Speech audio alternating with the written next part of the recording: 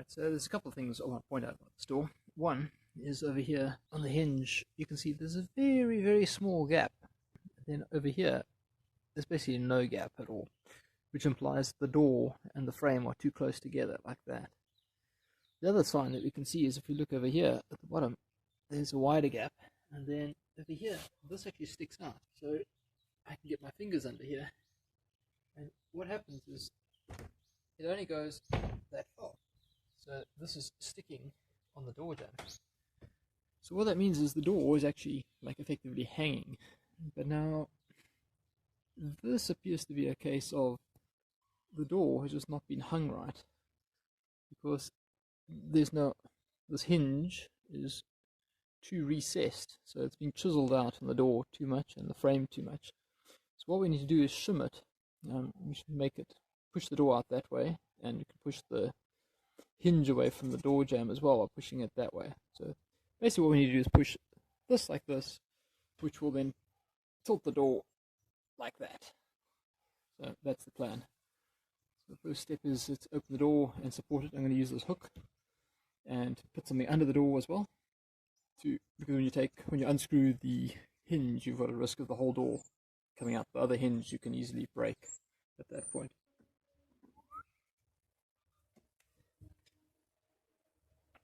Not its usual purpose. What I've done here, got this, try and get stable. There we go. Now we've got this as a stable surface, and there's the bottom of the door. I just find anything that will fit under here. Doesn't have to be a mallet. And push it up. And I just want the door to be nice and supported from the bottom. So there we go. Now we can take the hinges out and shim them. Alrighty, so I'm just gonna take the hinge out. The easiest way is actually to take it off one side at a time. So if you're going to shim this side, leave this attached and just take it out there. Just makes it slightly less likely to go wrong.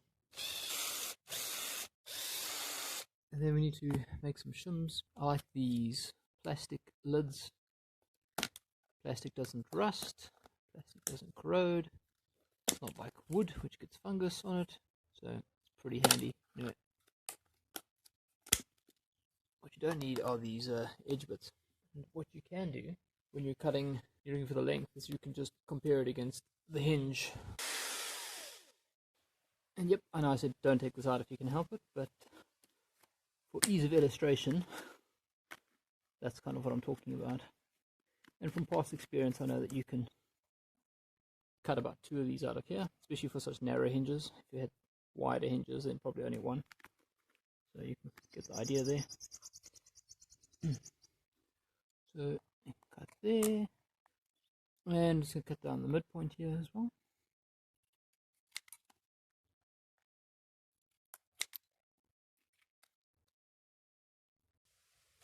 See, you can use that as a bit of a stop. From here, cut there, same on the other side.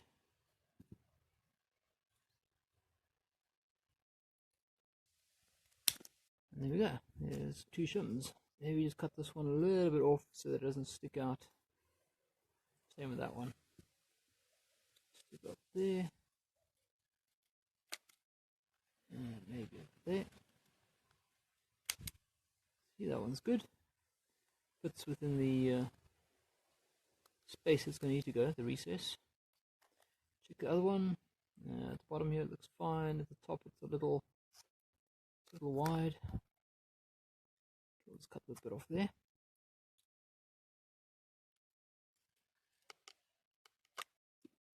And Bob's your auntie, right? Cool. One other thing I like to do is, before trying to put the screws, to put the hinge back into the door jamb or onto the door, is to just drill little holes in there, using this as a guide. Otherwise, when you put the screws in, it might be able to turn the plastic out. So let's do that.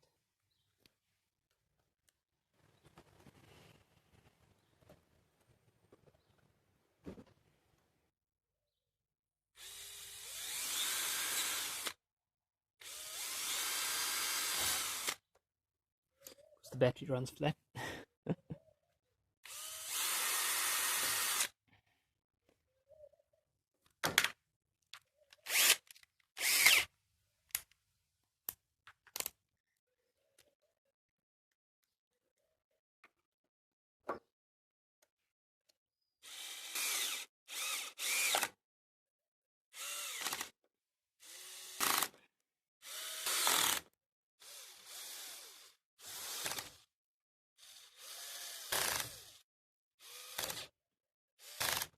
Alright, so we've managed to shim both sides. Let's take a look, see what we've done.